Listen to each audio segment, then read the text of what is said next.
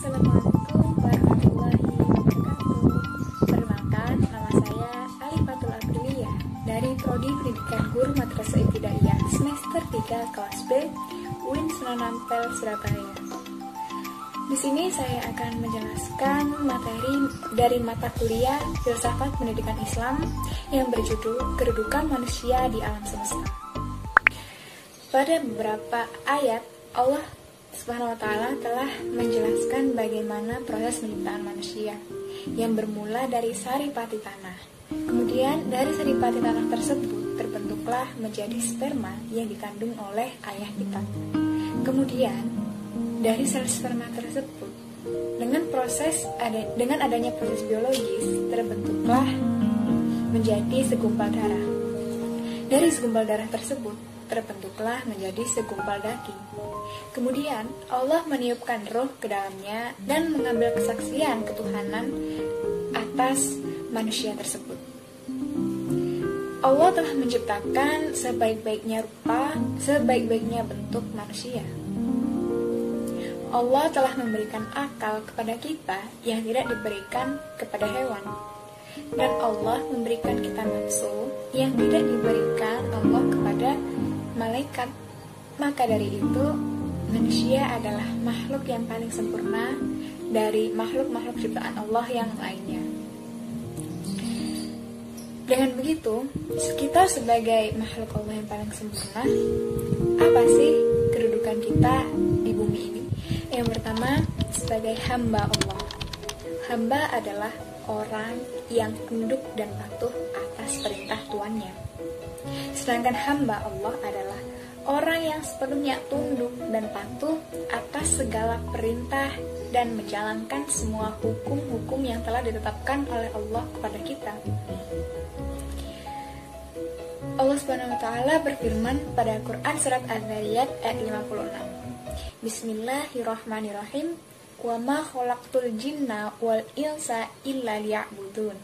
Yang artinya, dan aku tidak menciptakan jin dan manusia melainkan supaya mereka mengabdi kepadaku. Dari situ bisa kita ketahui bahwa segala perbuatan, semua amal perbuatan yang kita lakukan seharusnya berdasarkan diniatkan untuk beribadah kepada Allah dan bertujuan hanya semata-mata untuk mencari ridha Allah Subhanahu wa Ta'ala. Yang kedua, sebagai khalifah fil ard, khalifah di muka bumi. Banyak ayat Al-Quran yang membicarakan tentang kekhalifahan manusia di muka bumi. Allah menjadikan manusia sebagai khalifah yang berarti menunjukkan bahwa keutamaan dan kemuliaan manusia. Manusia mendapatkan kemuliaan dari Allah menjadi khalifah untuk menjalankan tugas dan fungsi yang akan diberikan kepada mereka. Pernyataan tentang khalifah manusia telah disebutkan pada Quran surat Al-Baqarah ayat 30 yang artinya, ingatlah ketika Tuhan berfirman kepada para malaikat, sesungguhnya aku hendak menjadikan seorang khalifah di muka bumi. Mereka berkata, mengapa engkau hendak menjadikan khalifah di bumi itu orang yang akan membuat kerusakan padanya dan menumpahkan darah? Padahal kami senantiasa bertasbih dengan memuji engkau dan mensucikan engkau. Tuhan berfirman, sesungguhnya aku mengetahui apa yang tidak kamu ketahui. Yang dimaksud manusia sebagai khalifah adalah bahwa manusia merupakan makhluk yang ditakdirkan Allah Subhanahu wa Ta'ala sebagai pemimpin di bumi. Pemimpin dalam hal ini bukan sebagai penguasa, namun lebih kepada mengusahakan dan mengelola kemakmuran bumi agar bisa dinikmati semua makhluk-makhluk Allah. Kekhalifahan bukanlah semata sebuah hadiah yang diperoleh untuk bersenang-senang. Kekhalifahan merupakan tugas yang harus dijalankan dengan baik dan benar, karena nantinya akan dimintai pertanggungjawaban atas perlakuannya. Hal ini sejalan dengan yang dinyatakan dalam sebuah hadis, yaitu setiap orang merupakan pemimpin dan setiap pemimpin akan diminta pertanggungjawaban terhadap kepemimpinan yang dijalankannya. Hadis riwayat riwayat Bukhari nomor 844. Seperti yang kita ketahui bahwa Allah telah menganugerahkan akal dan pikiran pada manusia yang menjadikannya kaya akan ilmu dalam mengelola kemakmuran di bumi ini. Selain beribadah, manusia diwajibkan untuk senantiasa melestarikan semua nikmat Allah SWT yang ada di bumi ini sehingga bisa bermanfaat bagi semua makhluk-makhluk ciptaan Allah SWT. Hal inilah yang sebenarnya yang menjadi tugas utama seorang khalifah di bumi ini, yaitu mampu mewujudkan kebenaran dan keadilan dalam kehidupan mereka di dunia ini. Yang ketiga, manusia sebagai subjek dan objek pendidikan. Manusia sebagai subjek pendidikan.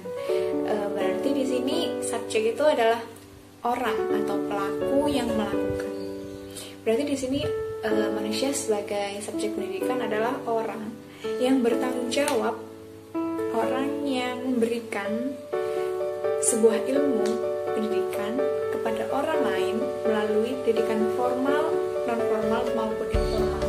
Jadi di sini subjek pendidikan itu bilang saja sebagai guru dan objek pendidikan berarti orang yang menjadi pokok sasaran, orang yang diberikan ilmu, orang yang menerima ilmu dari subjek pendidikan tersebut.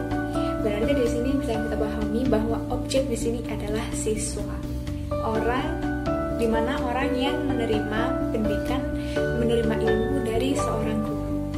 Jadi mengapa sih manusia kok harus berpendidikan gitu?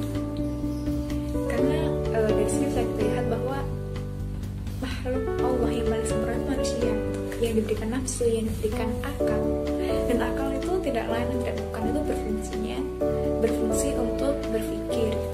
Jadi sejalan dengan tujuan Allah bahwa manusia diciptakan di bumi ini selain menjadi hamba Allah yang beribadah kepada Allah, juga menjadi khalifah fil ard. Menjadi khalifah fil ard pun tidak sembarangan gitu. Dan khalifah fil ard menjadi khalifah di bumi itu juga membutuhkan ilmu untuk bisa menjaga kelestarian, menjaga agar keseimbangan di bumi ini itu tercapai gitu, kesejahteraan, dan bisa dirasakan manfaat-manfaatnya oleh makhluk Allah yang lainnya gitu. Seperti halnya ambil saja contoh yang sederhana dalam kehidupan sehari-hari gitu. Contoh saja ambil sholat. Sholat kan tidak hanya takbiratul ihram, ruku, kemudian i'tidal, lalu sujud, tahiyat awal, tahiyat akhir, lalu salam. Tidak hanya seperti itu kan. Bahwa di dalam sholat itu juga terdapat niat dan bacaan-bacaan doa yang kita baca saat pergantian, bahkan saat kita melakukan takbiratul ihram, saat ruku itu pun juga ada bacaan doanya, dan itu membutuhkan ilmu gitu. Dan bahkan di saat sholat itu ada juga tata cara yang baik dan benar itu seperti apa yang harus kita hindari, apa yang tidak boleh kita lakukan ketika sholat, dan apa saja yang harus kita lakukan, syarat wajib yang kita lakukan saat sholat. Jadi ilmu itu sangat penting gitu untuk kehidupan kita, untuk kehidupan manusia. Karena apa? Karena Allah telah berikan kita akal gitu. Kalau kita tidak berpendidikan, kalau kita tidak buat untuk berpikir, itu mustahil untuk Allah menciptakan sesuatu yang tidak ada tujuannya. Jadi tujuan Allah memberikan kita akal adalah untuk kita agar menjadi manusia yang berpendidikan dan bisa mengelola bumi ini dengan baik. Mungkin itu saja yang bisa saya sampaikan